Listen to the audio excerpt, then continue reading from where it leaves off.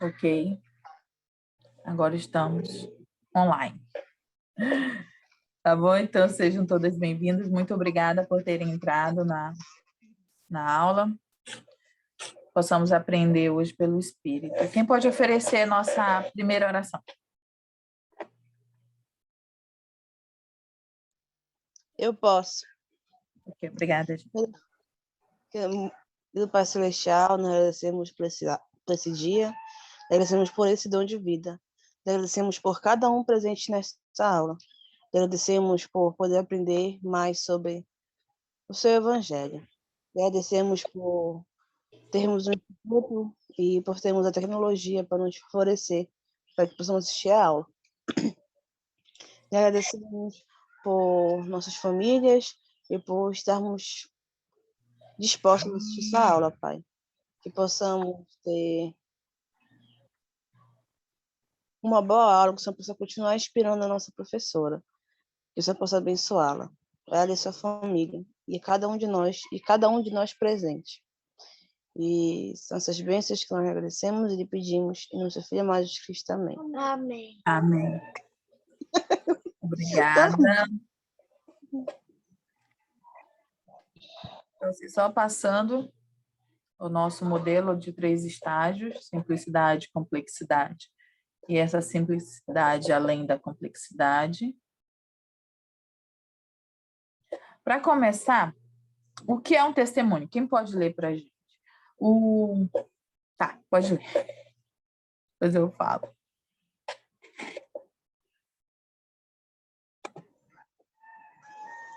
O testemunho é uma certeza espiritual dada pelo Espírito Santo. O alicerce do testemunho é o conhecimento de que o Pai Celestial vive e nos ama, de que Jesus Cristo vive e que ele é o Filho de Deus, e que ele levou a efeito a expiação infinita, de que Joseph Smith é o profeta de Deus, que foi chamado para restaurar o Evangelho, de que somos guiados por um profeta vivo hoje, e a Igreja de Jesus Cristo dos Santos dos Últimos Dias é a verdadeira Igreja do Salvador na Terra. Com esse alicerce, o testemunho aumenta até englobar todos os princípios do Evangelho. Então, muito bom. Então, só quis passar para vocês aqui o que é um testemunho, que é essa certeza espiritual dada pelo Espírito Santo, porque hoje o tema do capítulo 11 é justamente ter um testemunho que é mais poderoso do que a visão. Por que ele tirou esse tema, né, o Elder Raffen? Ele falou que um missionário recém-retornado tinha perguntado para ele o que significa os apóstolos serem testemunhas especiais do nome de Jesus Cristo em todo o mundo. E esse missionário perguntou para ele, isso significa que eles já viram o Salvador? Então, ele falou assim, foi uma pergunta reverente, né, que o Elder fez para ele, e ele falou, olha, pode indicar isso também, mas eu prefiro o que o presidente Harold Billy disse. Aí, quem pode ler o que o presidente Harold Billy disse?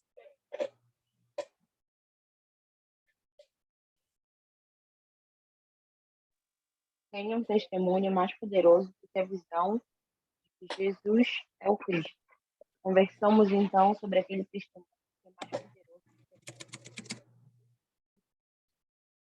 Então, por isso que ele falou. Então, nós vamos estudar hoje sobre o que seria esse testemunho mais poderoso do que a visão.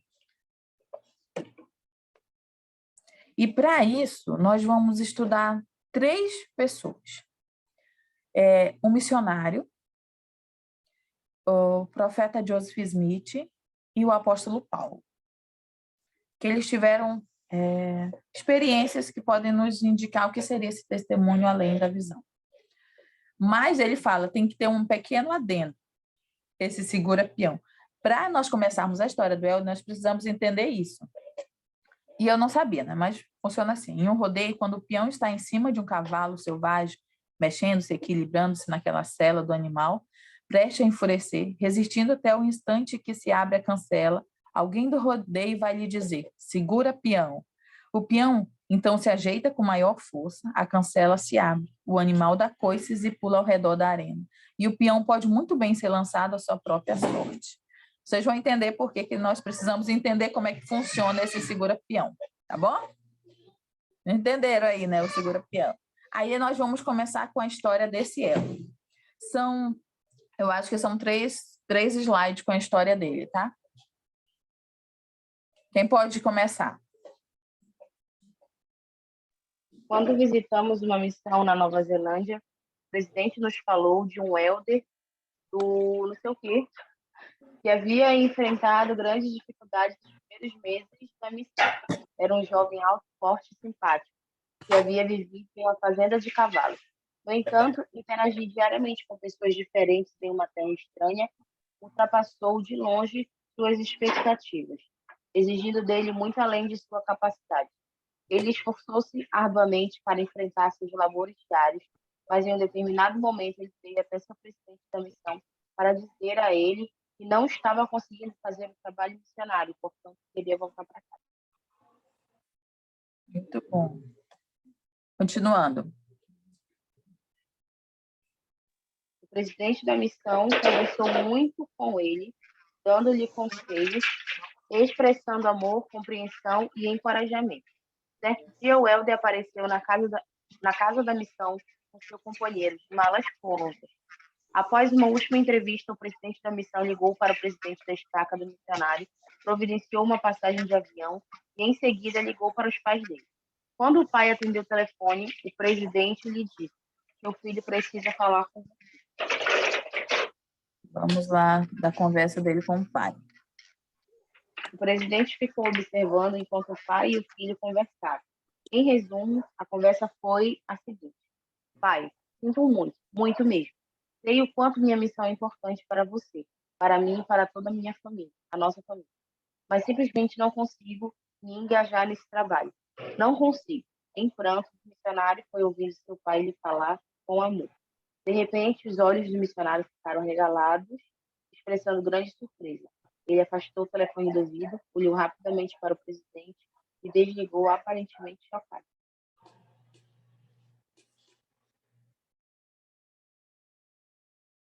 Pode continuar.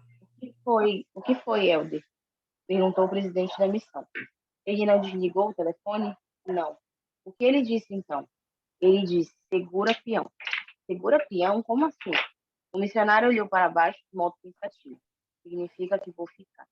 Posteriormente, mais perto do final de sua missão, conhecemos aquele missionário. Ele havia feito um bom trabalho, tendo crescido muito e tornando-se um excelente exemplo de dedicação e habilidade, dotado de profunda maturidade espiritual e conhecimento. Agora a pergunta para vocês. O que esse jovem havia aprendido que antes ele não conseguia entender, ficando sem saber o que fazer ao longo daqueles meses anteriores em que teve vontade de voltar para casa?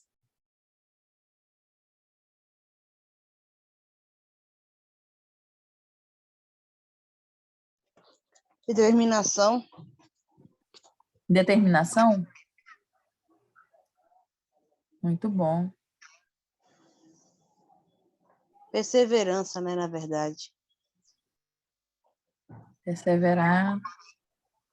Muito bom. O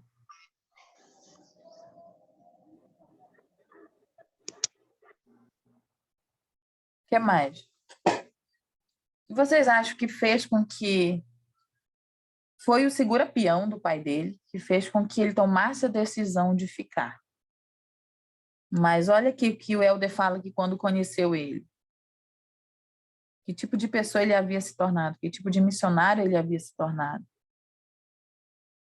que vocês acham que ele aprendeu a partir do momento em que ele entendeu a mensagem que o pai dele falou, segura peão? O que ele fez a partir disso que fez com que ele se tornasse um bom missionário?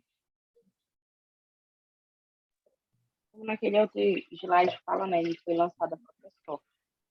Mas espiritualmente falando, ele permitiu viver experiências espirituais que foram mais valiosos do que ele ter visto a Cristo, porque ele sentiu. O Senhor não mostrou, fez ele vivenciar aquele momento. Já vai.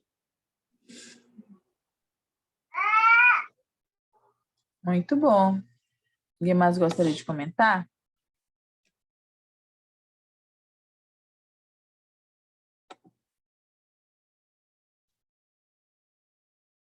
E trabalhou nisso, né? Porque, como a Graça falou também, ele vai se tornar um peão, ele começou a trabalhar os músculos, as habilidades dele. E quando o pai dele falou segura peão para ele, teve o mesmo raciocínio, eu espero, né? Eu acho que é isso. Ele pensou da mesma forma quando ele pensa para ir para um torneio, ele vai se preparar para estar na missão. Por isso que no final da missão ele cresceu, porque ele aprendeu, ele começou a ter habilidade para poder ser um bom missionário. Muito bom. Então, por ele ter decidido ficar, né, ele servir e se esforçar. Porque lembra lá sobre aquele adendo lá do segura-peão? Quando eles falam segura-peão é porque ele se ajeita mais forte. Então, ele é o momento que eles vão abrir a cancela. Então, é o momento que mais se precisa que ele seja atento. Então, ele, a partir daquele momento, ele decidiu ficar e se dedicar, se esforçar ao máximo. E como nós estudamos nas aulas anteriores, a exemplo dos pioneiros de carrinho de mão, foi no auge, foi no extremo que ele conheceu a Deus. No seu extremo, ou seja, ele estava prestes, a cancela estava prestes a abrir para ele. No momento que ele achava que não conseguia mais, justamente quando a cancela abriu e ele precisava ser mais forte. Então, é quando ele aprende a passar da simplicidade, na verdade, da complexidade, né? Porque quando a cancela abre, ele está dentro da complexidade, mas aí ele passa, então, a perceber a simplicidade depois da complexidade, quando ele decide enfrentar aquilo. E como eu falei, nós... Quem pode ler aqui? Esse testemunho mais poderoso do que a visão, esse testemunho é mais poderoso do que a visão, tem a ver com a experiência exigida na vida real, no desenvolvimento de um testemunho que leva ao conhecimento autêntico do Salvador. Uma coisa é saber a respeito dele, ou até mesmo vê-lo. Outra coisa é conhecê-lo. E esse grau mais alto de conhecimento geralmente vem depois da complexidade. Ele com frequência ocorre em meio à complexidade. Gostaria de comentar?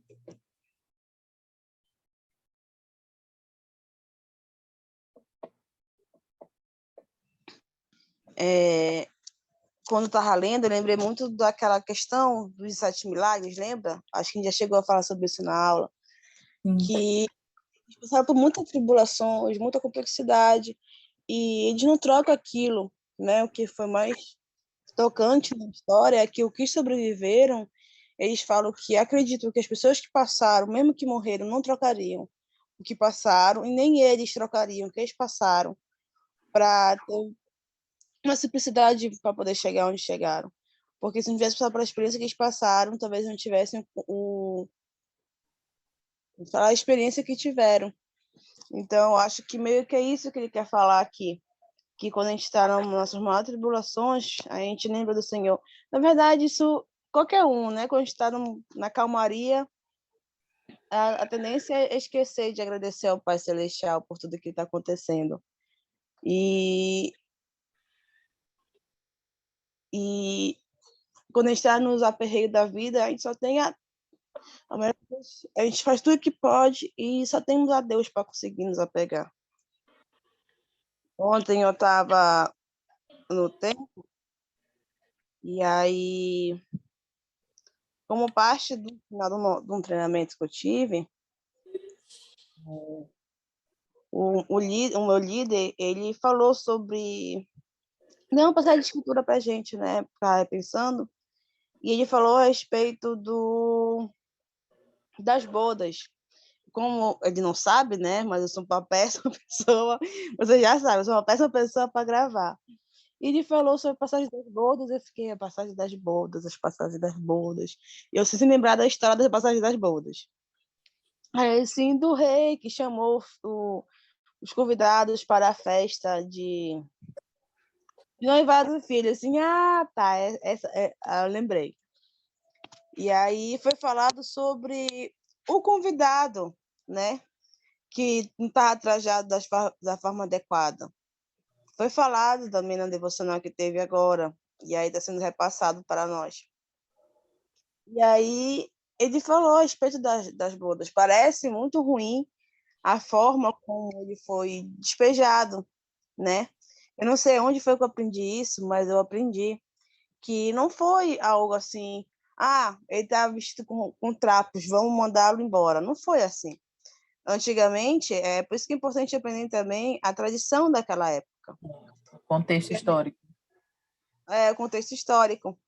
Nessa época, eles dariam a roupa, né? Das vestes cerimoniais do noivado, do casamento. Então, se ele não vestir, foi porque ele não quis se preparar para estar presente ali. Mas ele queria estar ali. E aí ele comparou com o templo, naquele momento, sobre a gente e o templo, sobre os sentinelas, sobre as pessoas que entram e saem e tudo mais. E aí eu fiquei pensativa com aquilo, fiquei repensando muitas coisas. E eu fiquei pensando o quanto a gente é aquele rapaz que não se preparou, mas queria estar ali. Não queria se adequar às necessidades, ao que tem que se adequar para estar presente naquele momento. Porque foi isso que aconteceu. Ele podia ter se preparado, ele teve as possibilidades, aí não tinha roupa, a roupa é dada, o banho é tomado, né? Antes de chegarem para a festa, a tradição naquela época, eles arrumavam os convidados. Então, ele não tinha desculpa não ter se arrumado. Ele procurou um caminho mais difícil de conseguir entrar na festa sem estar preparado para estar naquela festa. E aí eu fiquei pensando quantas das vezes a gente quer pular algumas etapas, né, só para estar na festa. A pessoa estava aqui no início da aula, quando eu estava falando a respeito disso, sobre a Celeste, está na sala celestial novamente. E aí é uma coisa que eu boto muito na treca com a minha filha, porque ela quer estar lá, mas eu entendo preparar para estar lá. Eu falo preparar para estar lá. A gente quer estar, todo mundo quer. Ela fala assim: minha sala favorita é a sala celestial. Toda a vida ela fala isso. E ela falou assim, aí eu falei para ela hoje assim, minha filha, um segredo para ti, para todo mundo a sala celestial é a sala favorita. Verdade. Muito bom. Quando você estava falando, você vai falar? Pode falar. Ela falou assim, falei para ela, para todo mundo é a sala celestial, é a sala favorita. Aí ela falou assim, eu falei, mas o importante é quanta pessoa se prepara para se tornar para aquela sala continuar sendo a sala para ser a sala especial. Aí ela ficou assim, ela começou a falar besteira, né, professora? Mas aquela possibilidade celestial. Uhum. Então, quando você estava falando, essa questão desse homem, né, que pode ter parecido injusto, mas quando nós conhecemos o contexto histórico, de fato a gente entende por que ele foi expulso, que ele não deveria estar lá. Então, ele quis estar sem fazer a preparação antes, sem fazer o que era requerido para estar na festa de bodas. E muitas das vezes nós queremos conhecer o Salvador sem pagar o preço. Porque ele fala que uma coisa é até mesmo vê-lo, outra coisa é conhecer. E é através da experiência da vida real é que nós podemos conhecer o Salvador. Então, muitas vezes nós mesmos queremos conhecer o Salvador sem estar dispostos a pagar o preço para isso, que é justamente enfrentar a complexidade, colocando ele em primeiro lugar na nossa vida. Aí aqui nós temos as duas experiências que eu falei, que é de Paulo e do profeta Joseph. Nós vamos começar com o apóstolo Paulo. Depois nós vamos usar as escrituras, mas no começo eu vou usar o próprio texto do Elder Raffen, sobre essa conversão de Saulo. Quem pode ler?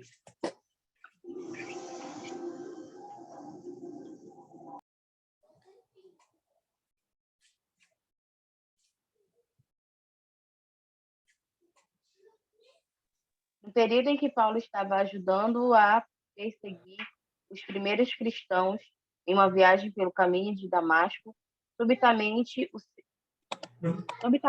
cercou um resplendor de luz do céu. Caindo por terra, ouviu uma voz que lhe dizia: Saulo, Saulo, por que me persegues? E ele disse: Quem és, Senhor? E disse o Senhor: Eu sou Jesus, a quem tu persegues. Paulo viu Cristo, ou pelo menos a luz onde se achava Cristo. E Paulo ouviu sua voz. Conversou com ele face a face em voz alta. Mas será que Paulo o teria conhecido pelo simples fato de tê-lo visto ou ouvido tão diretamente? Pelo contrário, quando perguntou: Quem és, Senhor?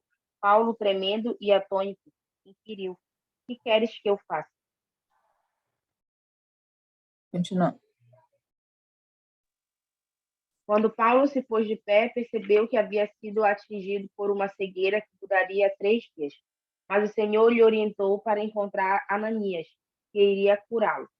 Este foi o início da jornada de fé que Paulo tinha, mas ele precisou ficar cego para ver. Não que seja necessário para crer, mas é necessário crer para ver.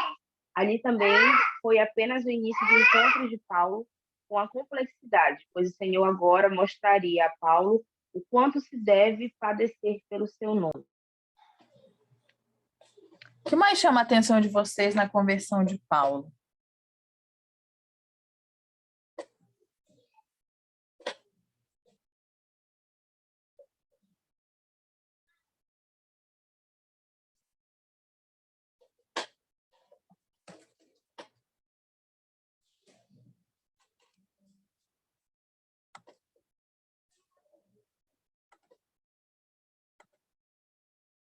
É quando ele ficou cego para ver, né? Muito bom. Eu não tinha ainda percebido isso dentro das escrituras, né? Isso que é o Eu Rafa. também. Pode falar. Amor, tá ligado. Oi? Não, desculpa, professora. O segundo áudio estava desligado. Ah, tá.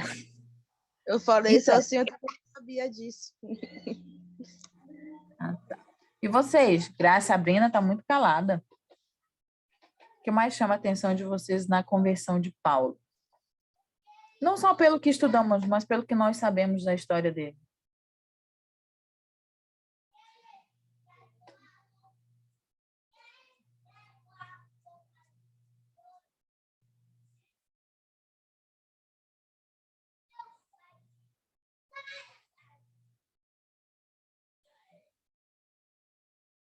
Ou nada chama a atenção de vocês? Vocês estão bem caladas hoje. Não, eu tô absorvendo aí essa coisa que eu não sabia também. Então, Ele já pego. é Paulo interessante. Oi? É por sempre Pode falar. confundo. Eu não entendi. Desculpa. Eu tava perguntando, eu tava falando que eu não sabia que eu tinha ficado cego. Aí eu tava perguntando, porque eu sempre confundo o apóstolo que é brabo com o apóstolo que é calmo. Esse é o brabo ou calmo? Não, esse não é Pedro. Pedro é o que a gente fala que ele era mais enérgico, né? Mas Pedro é desde o começo. O Paulo não. Paulo é o Salvador, Pedro é meu já parceiro. tinha feito a expiação, já tinha ressuscitado. que eu E ele não estava posso. perseguindo os cristãos. Ele era um perseguidor dos cristãos. Ele matava mesmo, ele matava os cristãos. Porque a igreja estava sendo, naquela época, né, pelos apóstolos. Pedro estava levando a igreja, expandindo o cristianismo, e Paulo era um perseguidor. Aí ele tem essa experiência com Jesus Cristo e aí ele se converte, né? E ele se torna o grande missionário. Foi o que levou a igreja, o nome de Cristo, para os gentios. Então, ele foi o maior missionário ali daquela época, foi Paulo, depois É dessa experiência que ele para teve. gravar quem é quem nas histórias, né? Dos apóstolos. O apóstolo tal com o apóstolo B. Na série É, que eu assisti, não assistiu até ao fim, né? Foi falando um pouquinho mais sobre isso. Ele foi treinado para ser um assassino, né? Depois que os pais morreram, ele saiu, no contexto histórico, eu acho bacana que ela fala sobre isso, sobre o contexto uhum, histórico. Ele saiu dali e foi-se e depois que morreram, né? E se tornou um assassino. Foi treinado para ser um assassino, tudo mais. Tanto que quando Cristo o encontra, ele estava em missão para matar alguém, né? Aí lá eles contam, exatamente. faz um histórico, mas não pode se confirmar isso. Mas o fato é que ele era um assassino, ele treinava e ele acreditava que ele precisava fazer isso. Sim, ele acreditava que essas pessoas, que os cristãos, eles estavam pervertendo a verdadeira religião, o verdadeiro Deus, né? Mas o Senhor fala com ele. É muito linda a história de Paulo. Ó, e depois disso, ele fala aqui, o Elder Raff, ele fala assim, Paulo, a partir dali, né, ele vai entender, o Senhor vai mostrar para Paulo quanto se deve padecer pelo seu nome. E olha aqui algumas coisas que Paulo falou. Isso aqui é um caminho que Paulo seguiu até Romanos 8:17, mas olha o que ele vai ensinar para as pessoas. Quem pode ler? Portanto, não te envergonhes do testemunho de nosso Senhor, nem de mim, que sou prisioneiro dele, antes participa das aflições do Evangelho segundo o poder de Deus. E não somente isso, mas também nós gloriamos nas tribulações, sabendo que a tribulação produz a paciência. E se nós somos filhos, somos logo herdeiros também, herdeiros de Deus, e co-herdeiros com Cristo. Se porventura com ele padecemos, para que também com ele sejamos glorificados. Então, o que vocês acham que Paulo queria dizer com aflições do Evangelho?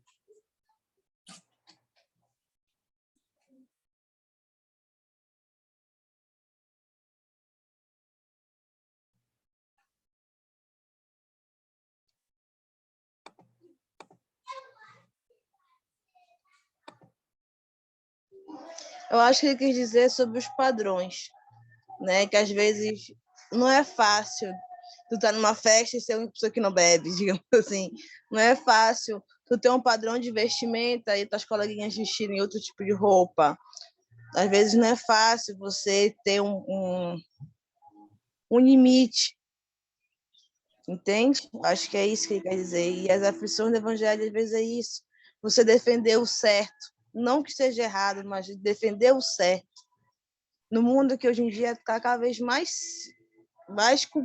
disfarçado de certeza fazer o erro do que fazer o certo. Muito bom. Assim, principalmente hoje, né? Nós conseguimos ver. Eu lembro que o Eldebord Capek, antes dele falecer, ele falou que antigamente a sociedade e os valores e princípios do evangelho eles estavam ali equiparados, não estavam tão distantes. Mas ele falou que hoje em dia há uma distância muito grande entre os princípios do evangelho e os padrões da sociedade. Realmente está em declínio gigantesco. E quanto mais acentuada ficar essa diferença, mais vai ser exigido um esforço e um sacrifício da nossa parte para vivermos o Evangelho. Aí Paulo ele fala sobre isso, né? Sobre a gente participar dessas aflições do Evangelho, mas aí lá em Romanos ele já fala assim que ele se gloria nas tribulações. Eu gostaria de ouvir vocês. Quando é que nós podemos nos gloriar nas tribulações? Quando é que vocês experimentaram esse sentimento de se gloriar nas tribulações?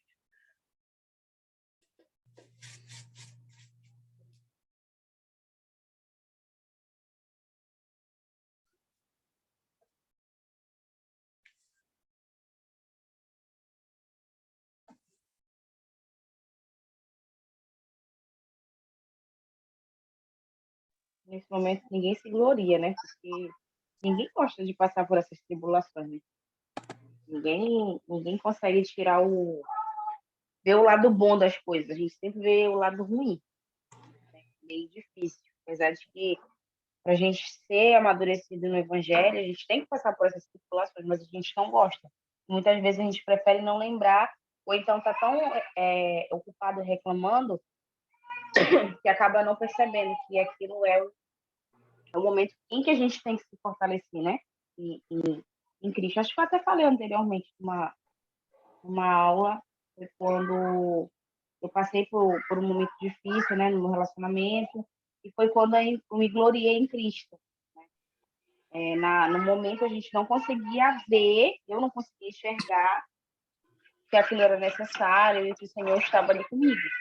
Se eu tivesse perdido meu tempo criticando o Senhor, reclamando, talvez eu não tivesse entendido, eu tivesse continuado naquela mesmice empacada, como se chama. Muito bom.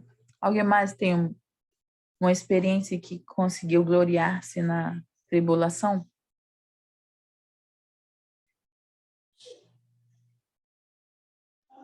Estou esperando até agora esse momento. A tua vida está sem tribulações? Ou você precisa aprender a se gloriar nas tribulações? Não, brincadeiras à parte, mas eu acho que nem como a Grazi falou, né? Não tem como ficar feliz por passar por uma tribulação. Não tem como tu... Olha que legal, eu passando por essa dificuldade, o Senhor está aqui, o Senhor pondo a sua mão sobre mim. Mas a gente deseja, né, a simplicidade. Por isso que a gente passa pela complexidade, com ânimo. Até aquela foto lá que tu sempre bota no posto da aula é um exemplo disso. De que a gente passa por isso, mas a gente não quer ficar nessa construção, a gente quer estar na parte... Queremos passar para o outro lado. Queremos passar para o outro lado. Exato. Eu acho que dessa forma que a gente, de uma certa forma, é isso que é assim que a gente consegue, né? Nos glorificar, gloriarmos. Lembra? Sim. Lembra que você sempre fala dos pioneiros? Lembra que eles falam, que você até citou agora, que eles não trocariam a experiência que eles tiveram por nada? É porque eles conseguiram se gloriar nas tribulações, porque eles conheceram Deus no seu extremo. Então, quando nós estamos ali no meio da complexidade, como a Grazi falou, quando ela se volta para o Senhor, então, quando nós nos voltamos para o Senhor, nós conseguimos sentir o amor e o poder dele na nossa vida. Aí não tem como não se gloriar, mesmo diante das aflições. Pode falar, Sabrina. Certo. Eu concordo com tudo que as meninas falaram, mas algo que sempre me ensinaram a ter em mente é que a gente está aqui para passar por experiências boas e ruins, né? Então, quando a gente estiver passando por um momento de aflição, uma tribulação dessa, a gente tem que pensar como que essa experiência vai fazer a gente crescer. Pode ser crescer espiritualmente, crescer mesmo que no plano mortal, mas a experiência vem para fazer a gente evoluir de algum jeito, né? Basta a gente ver esse lado, né? Realmente é extremamente difícil no momento da aflição, é de mesmo pensar, né, que isso vem por um motivo bom, que tem um lado bom, né? Sim.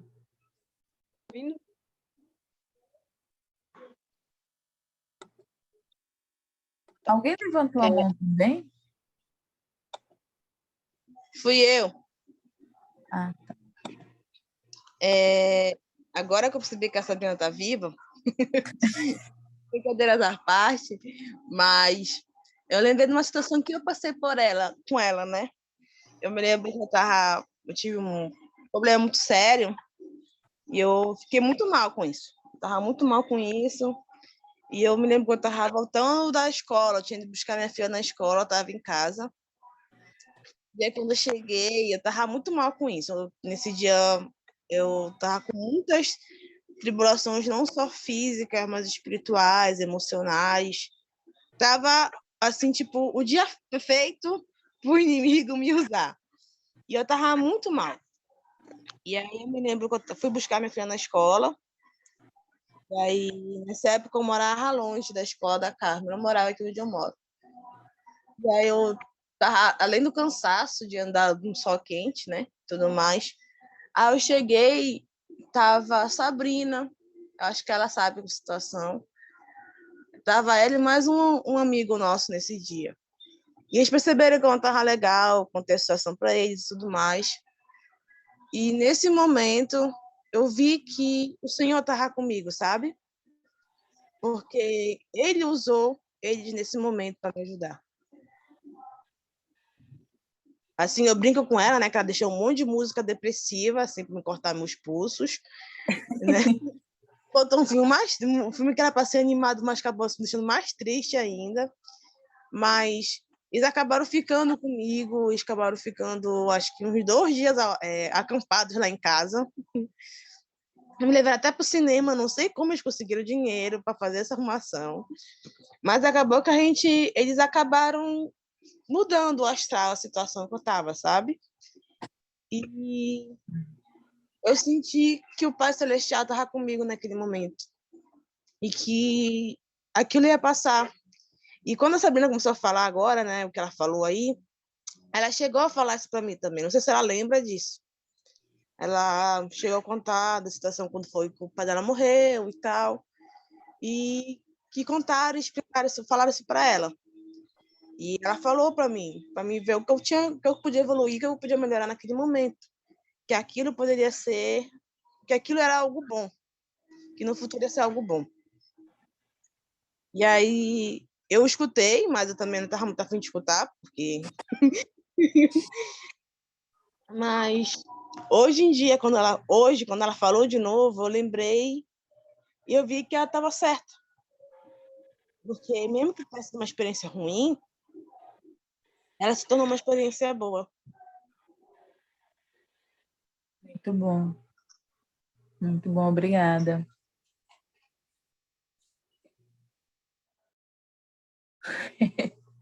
Olha aí a mensagem da Sabrina. Agora eu vou fazer uma pergunta para vocês, uma pergunta de reflexão. Vocês não precisam responder para mim, mas eu gostaria que vocês escrevessem, tá? Escrevessem ou no celular, ou no papel, ou em algum lugar. Uma pergunta pessoal para vocês. Que esforço na causa do Senhor você precisa fazer hoje, ou a partir de hoje, para se tornar co-herdeiro com Cristo? Que padecimento por Ele, com Ele, você precisa passar? Que é o que Paulo ele fala assim, né?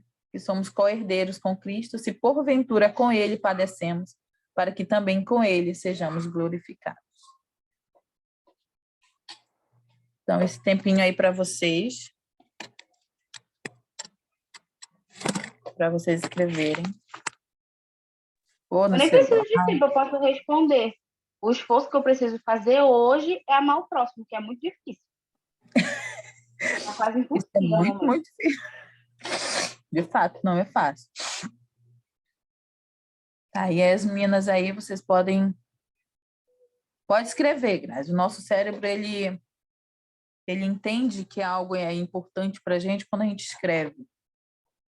Quando a gente eu não guarda, tenho como né? escrever, com uma pilha de louça aqui na minha frente. Tá bom. Mas é bom que tá na ponta da língua, então tiver daqui um tempo. Eu não sei se vocês têm isso, mas eu tenho eu mesma no meu celular, no meu WhatsApp, então quando eu quero fazer alguma coisa, eu pego alguma mensagem, alguma citação, eu gosto de alguma coisa, eu vou jogando para mim mesma, para depois eu dar uma olhada.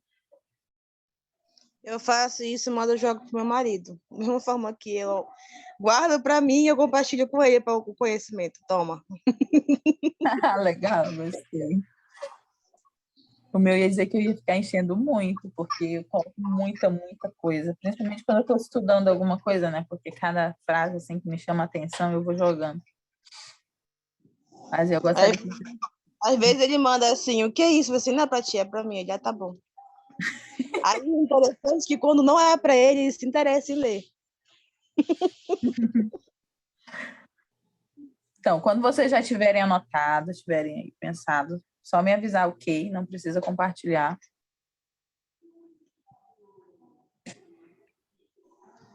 E padecimento por ele, e com ele você precisa passar.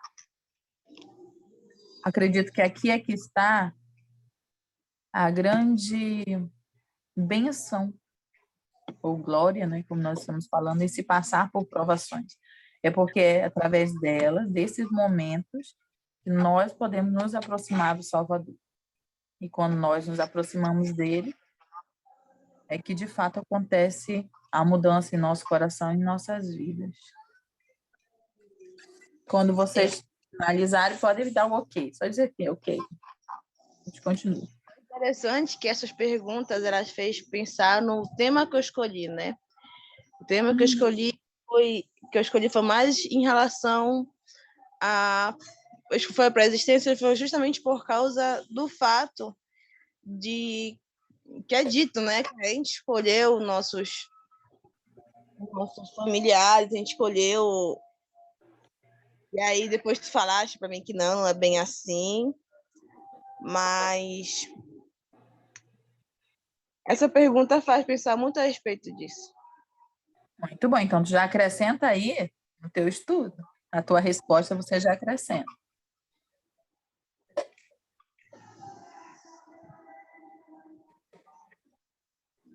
Quando vocês conseguirem identificar e anotar, pode dar o ok que eu passo. Ok já para mim. Sabrina.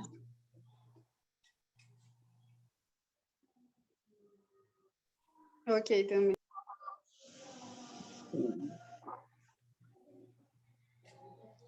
Tá. Antes de nós lermos aí, eu tenho que dar o contexto histórico para vocês, tá? Do que aconteceu aqui.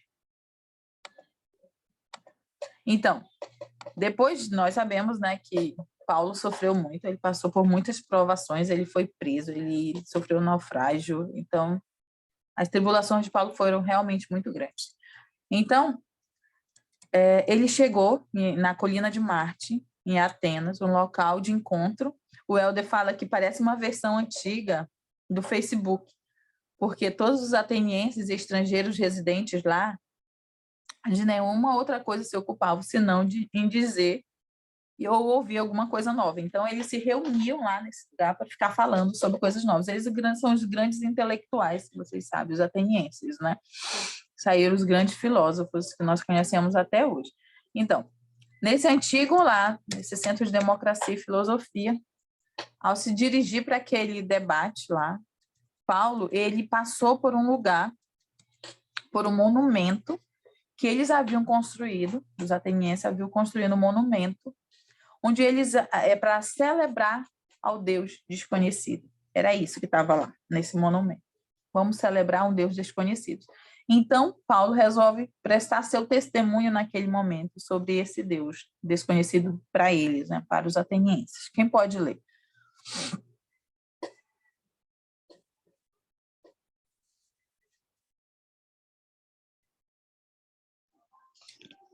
Homens atenienses, vi o altar que construístes, em que estava escrito ao Deus desconhecido. Aquele, pois, que vos honrais, não o conhecendo, vos anuncio.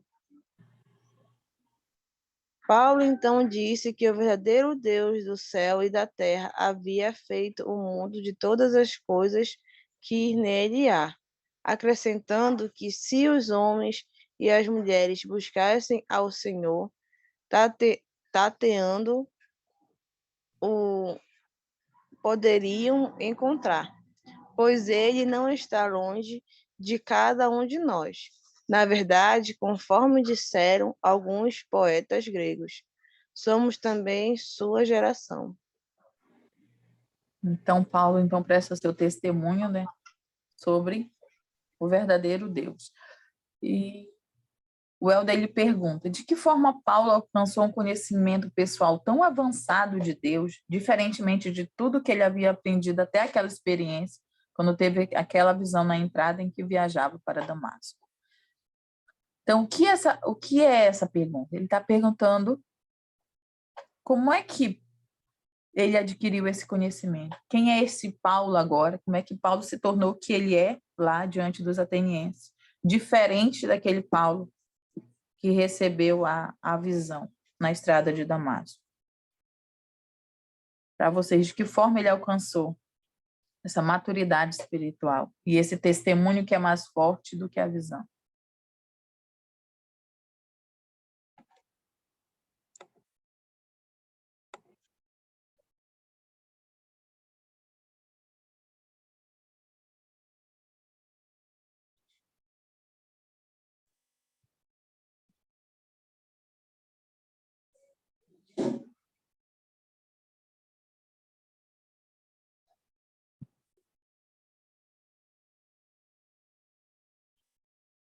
Posso falar?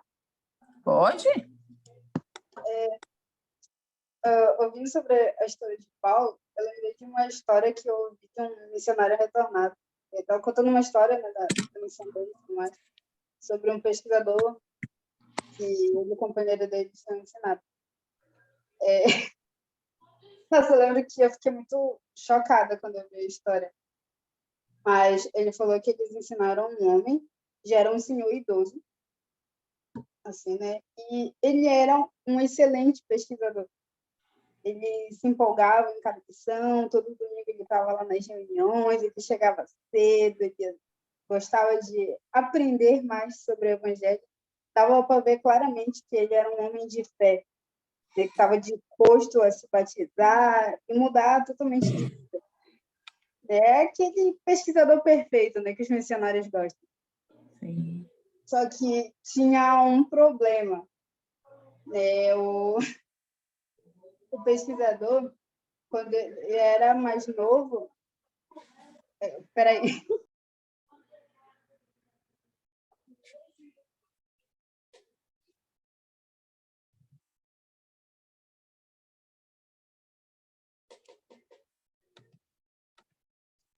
Tem um carro de som passando.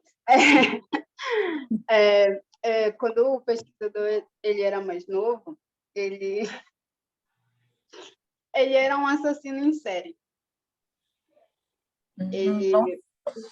Ele cumpriu o tempo dele na prisão e tudo mais, né? Foi solto já depois de uma certa idade. E agora ele estava disposto a mudar de vida, né? Seguir o evangelho e tudo mais. Só que, eu não sei, ele não pode dar detalhes, né, da situação. Mas acabou que esse membro, naquele momento que ele estava sendo ensinado, pelo menos ele não pôde e não foi autorizado a se batizar, por conta desses problemas no passado dele.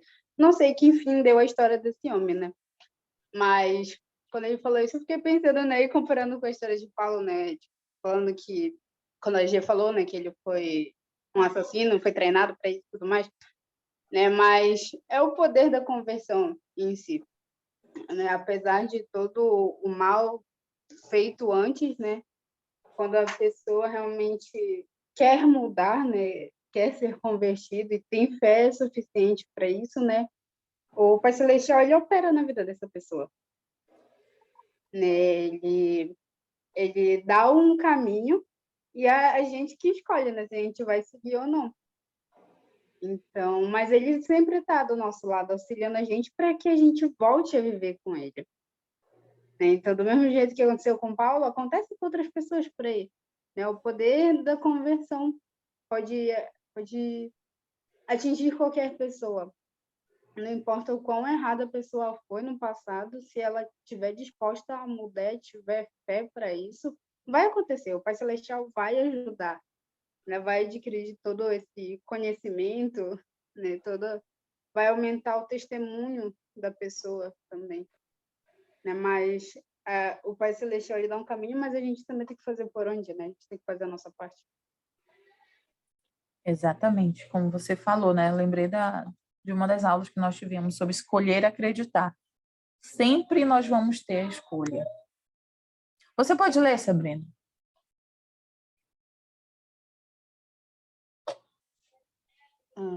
Da mesma maneira que os sobreviventes dos carrinhos de mão, Paulo conheceu a Deus nos extremos dos desafios, pagando um preço tão elevado que às vezes pode denotar mais de um fardo do que um privilégio. Paulo aprendeu a conhecê-lo intimamente ao longo de uma vida inteira de comunhão com seus sofrimentos, pois como conhece um homem, um mestre a quem não serviu, e que está longe dos pensamentos e desígnios de seu coração. Paulo conheceu seu mestre tendo aprendido a ofertar-lhe seu coração e sua vida, algo que tinha a ver com esse testemunho que é mais poderoso do que a visão.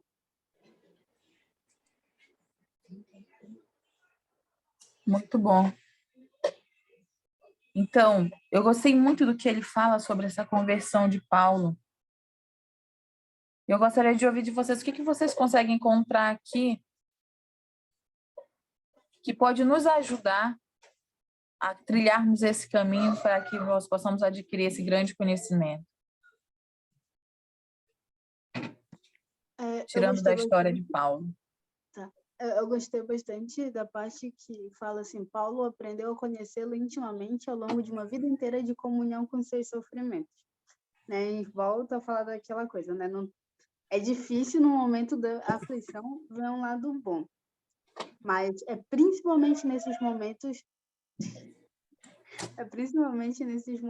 de aflição que o Pai Celestial está mais próximo da gente. Porque ele nos conhece perfeitamente, ele sabe todos os sofrimentos que a gente já passou, tudo que a gente está passando e o que a gente vai passar. Só ele entende perfeitamente todas essas dores. Então, como a gente tinha falado, né, sobre a morte do meu pai, realmente foi um momento extremamente difícil, tanto para mim quanto para minha família. Mas também foi um momento, principalmente no mesmo dia que meu pai faleceu, onde eu senti o imenso amor do Pai Celestial por mim. Né, tipo, me confortando, dizendo que tudo iria ficar bem, que ele estava ali do meu lado. Então, é nesses momentos que ele procura ver. Porque, normalmente, o que as pessoas fazem? Elas estão passando por um momento de aflição e começam a murmurar, começam a reclamar. Sempre que eu vejo uma situação assim, eu lembro da cena de um filme. É meio que um filme evangélico, assim, tudo mais, onde mostrava a história de um casal e, tipo, a esposa tinha morrido.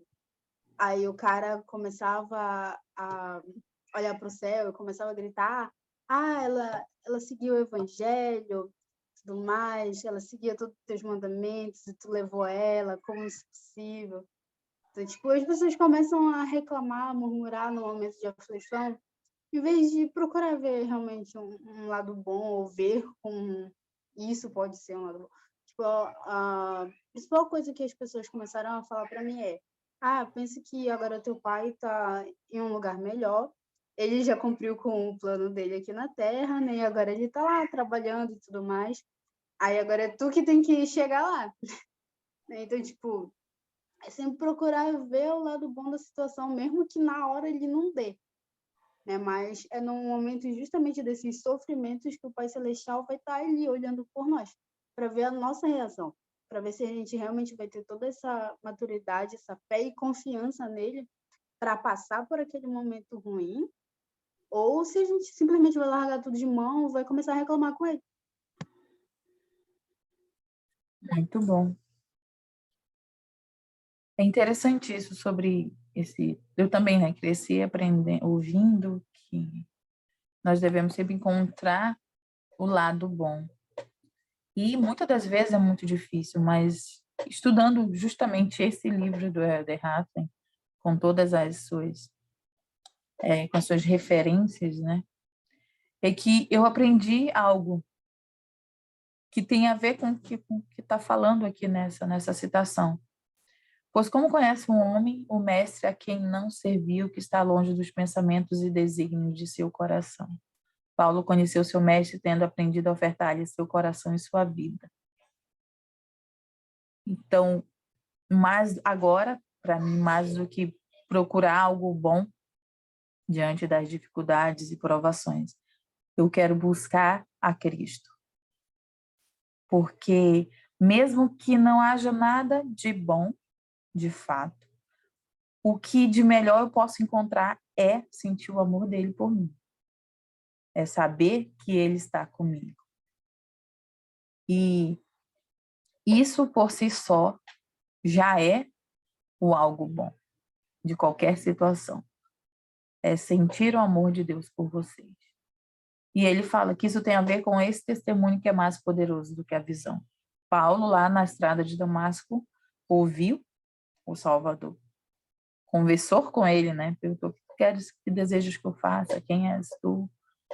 Mas só foi a experiência de devotar a sua vida, padecer com ele, é que fez com que ele de fato o conhecesse. Por quê?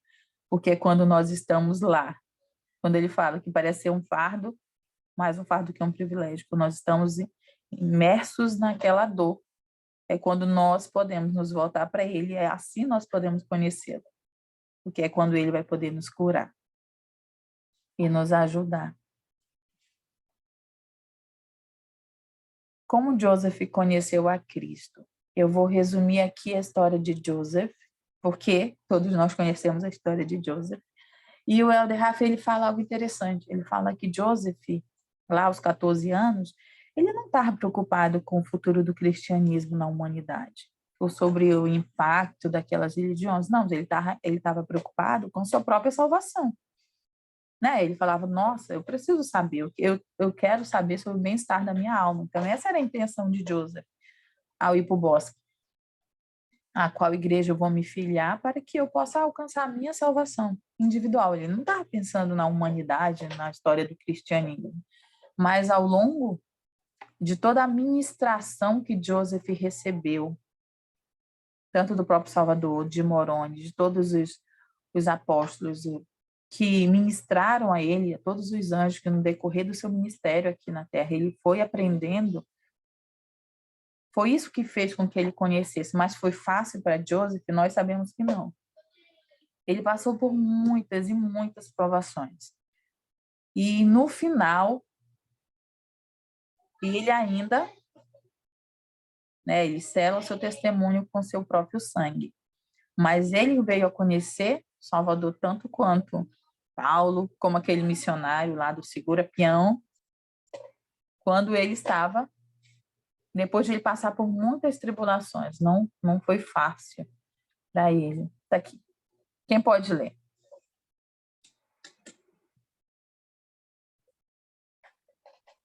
A exemplo de Paulo, Joseph pagou o preço para conhecer o Senhor mais plenamente enquanto sofria com ele e por ele, ao entrar na comunhão dos sofrimentos de Cristo. O que foi que Joseph aprendeu no templo da prisão, da cadeia de Liberty, que ele não sabia, nem poderia ter imaginado naquele dia de primavera de 1820 no bosque? Linha sobre linha, de oposição em oposição, veio-lhe o testemunho da experiência, um testemunho que é mais poderoso do que a visão. No capítulo 12, é a escalada para conhecer a Deus. E é interessante como ele começa, porque nós estamos aprendendo sobre 2 grandes líderes, né, da igreja agora nos últimos dias e da igreja primitiva, que chamamos na época do Salvador, que foi Paulo e depois Joseph. Mas olha o que o Elder Raffin fala no início do capítulo 12. Quem pode ler?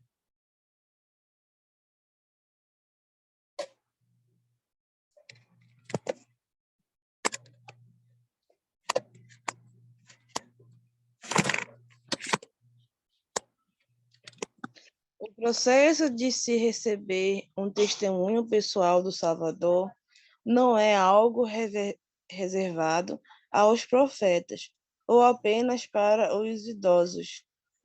Pense em um jovem missionário que conheceu a Deus de uma maneira que nunca imaginará, se não estivesse disposto a ouvir Segura Peão e ao enfrentar seus medos, que se tornou sua versão de complexidade. Então, esse processo de receber esse testemunho pessoal do Salvador não está reservado aos profetas, aos líderes, mas a todos nós, se nós estivermos dispostos a fazer essa escalada para conhecer a Deus. E ele cita, inclusive, a escada de Jacó, né, que ele tem que subir a escada para poder conhecer a Deus. E ele cita o exemplo de uma jovem missionária. Ela compartilhou com ele esses desafios pessoais. Eu vou ler aqui. Esse é o testemunho dela. Tenho um profundo testemunho, fruto de uma caminhada longa e penosa. Tenho, acima de tudo, lutado com perguntas e dúvidas referentes a questões de gênero e a questões LGBT. Em muitos casos, sinto que ainda estou mais do lado da complexidade do que da simplicidade.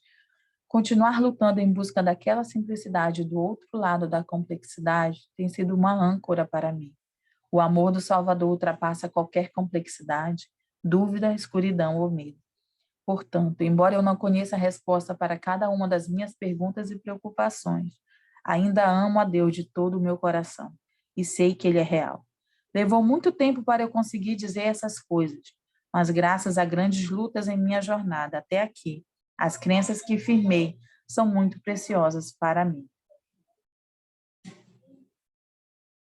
Gostaria de perguntar para vocês, o que mais chamou a atenção de vocês no testemunho dessa jovem?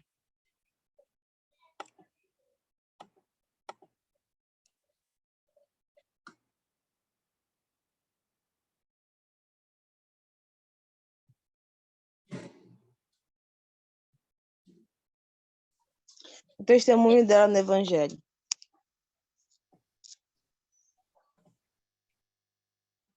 Muito bom. O que mais?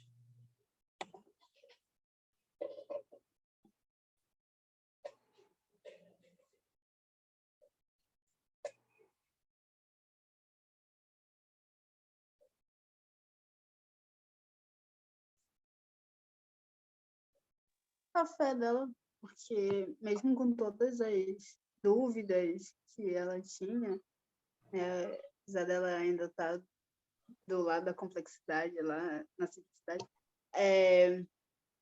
ela não desistiu de nada, ela continuou amando o Pai Celestial, ela continuou tendo fé, ela continuou confiando, sabendo que ele era real e tudo mais. Então, apesar de todas as dúvidas e lutas que ela travou, mas ela continuou ali crendo, né? Muito bom. Eu tenho uma pergunta para vocês. Ela fala muito sobre o amor, né, do Salvador. Como sentir o amor, poder e misericórdia do Salvador ajuda nessa nossa escalada para conhecer a Deus, a despeito das nossas dúvidas e perguntas?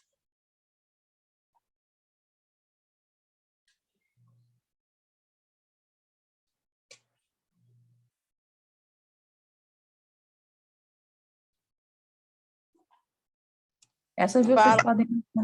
Oi, pode falar, gente. Falam que o amor de mamãe é o amor mais parecido com o amor de Deus, né?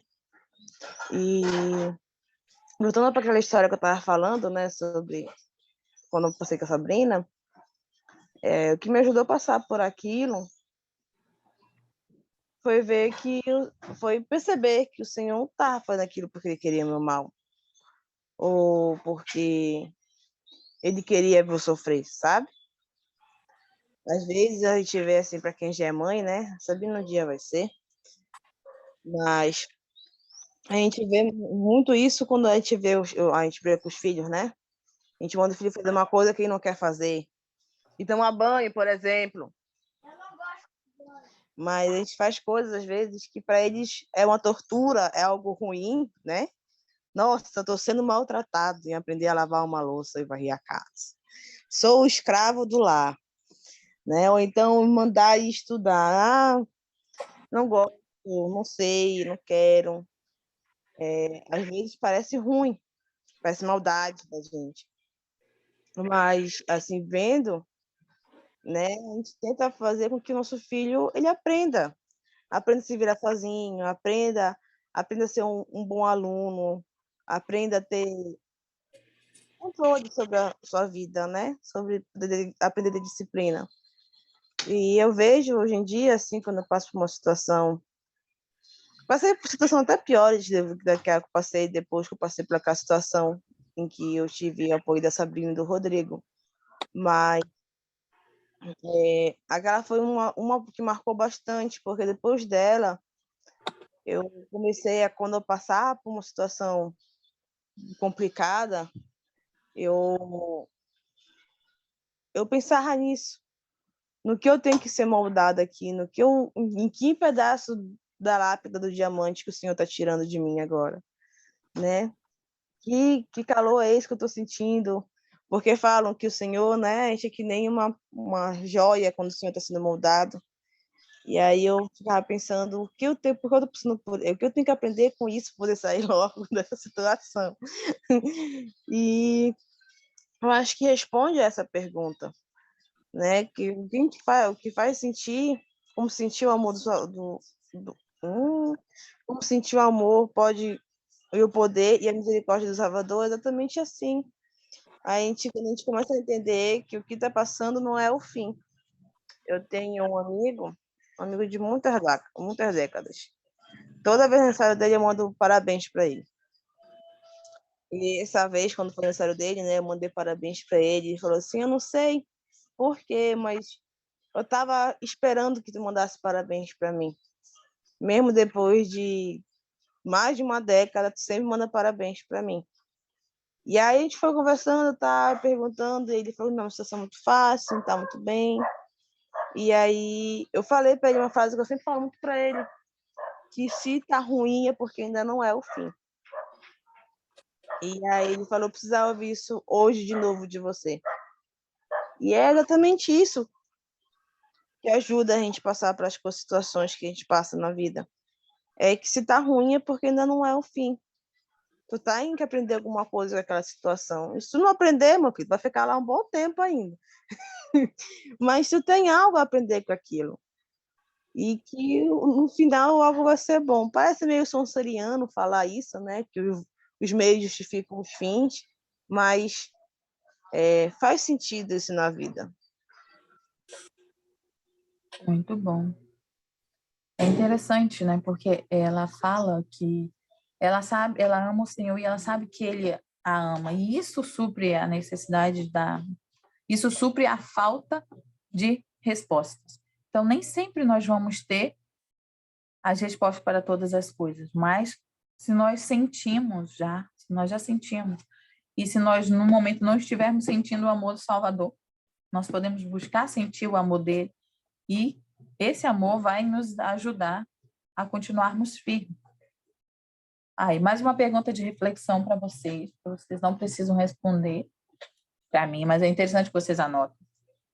Quais coisas você precisa fazer ou deixar de fazer para sentir mais plenamente o amor do Salvador na sua vida?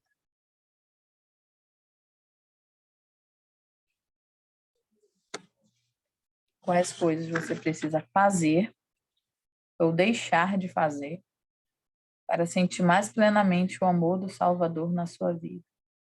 Eu convido vocês a, depois de definir isso, a colocar em prática, porque quando nós realmente estamos sentindo o amor do Salvador por nós, todas as coisas elas vão se tornar mais fáceis, porque é o sentimento de que, de fato, nós estamos sendo ajudados. E é o que a graça do Salvador Jesus Cristo ela nos faz, ela nos aperfeiçoa. Lembra dos santos lá de Alma? As cargas que os lamanitas colocaram sobre seus ombros não diminuíram, mas o Senhor os capacitou para que eles se tornassem mais fortes. Então, por isso, eles não sentiu tanto a carga.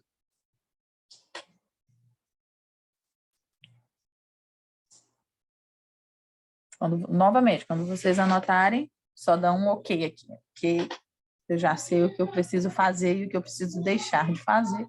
Pode ser um ou outro, ou os dois, para que possa sentir mais plenamente o amor do Salvador na sua vida.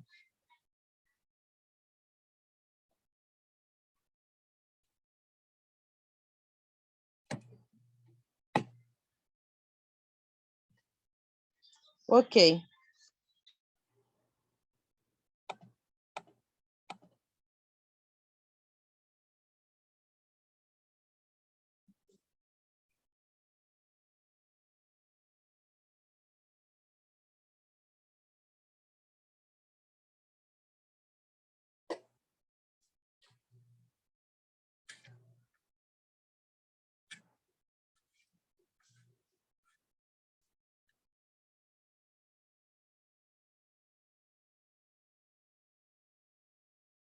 A G pegou a referência. Gente, não estou entendendo não os códigos de vocês. Vamos passar aqui.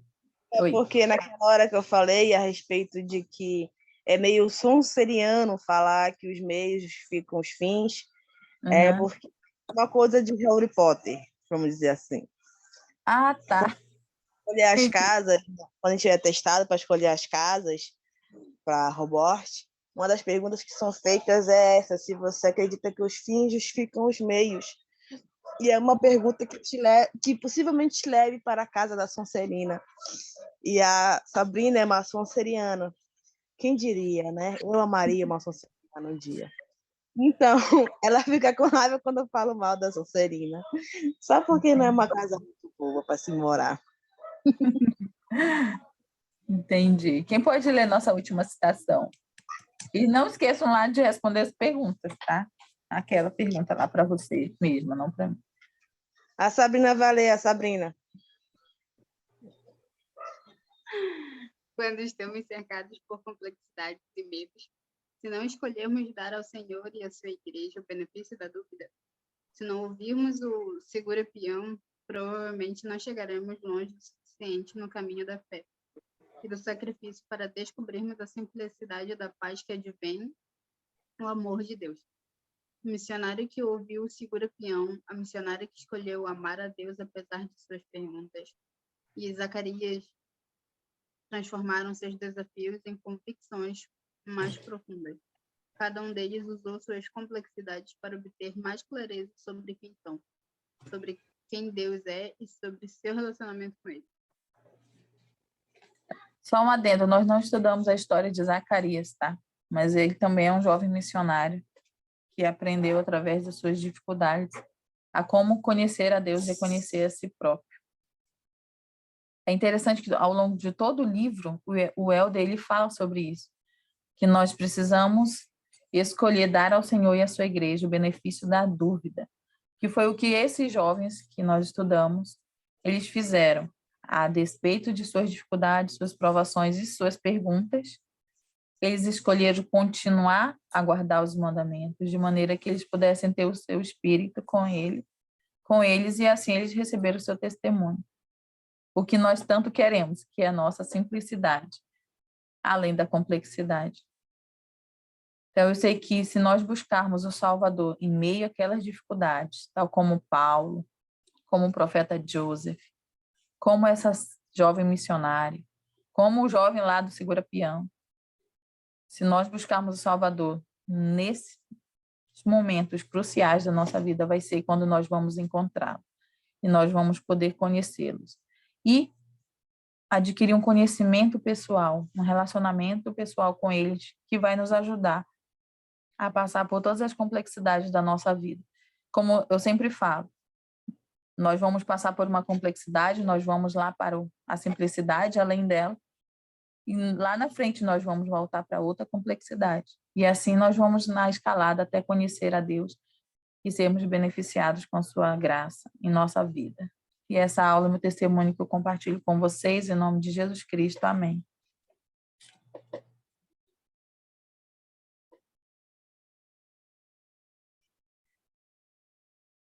Oi, meninas, eu vou colocar agora o link, que eu não coloquei o link da frequência, tá bom? Vou colocar o link aqui, vocês entram. Vou pegar aqui que o Anderson me passou.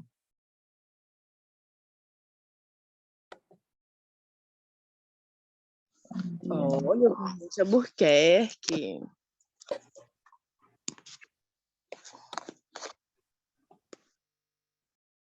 Nossa, é difícil pegar isso.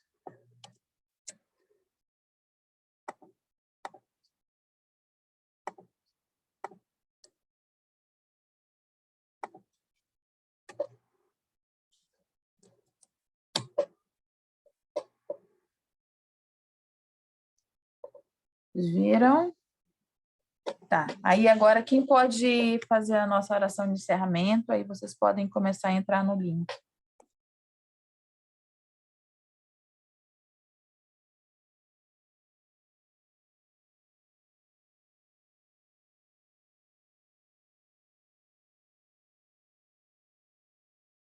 Grazi ou Sabrina? A G fez a oração inicial.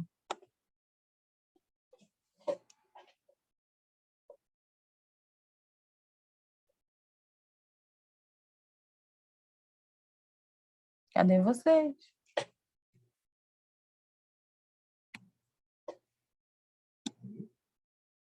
Tem muito barulho lá com a Grazi. Pode fazer, Sabrina? Eu estava preenchendo a frequência. É isso. Nosso querido e amado Pai Celestial, somos gratos por mais essa aula que a irmã pode nos conceder. Grato por o Senhor sempre estar nos acompanhando e sanando nossas dúvidas. Que o Senhor possa abençoar a irmã por dispor do tempo dela para nos ajudar a entender mais sobre o seu evangelho. Precisamos todos ter um bom final de semana e colocar em prática durante a semana tudo o que aprendemos aqui durante a aula. Em nome do seu Filho amado Jesus Cristo, amém. Amém. Obrigada, meninas. Até a próxima semana. Vamos estudar o capítulo. O próximo capítulo é o capítulo 13, porque hoje nós continuamos com as 2 aulas. Deixa eu só encerrar aqui.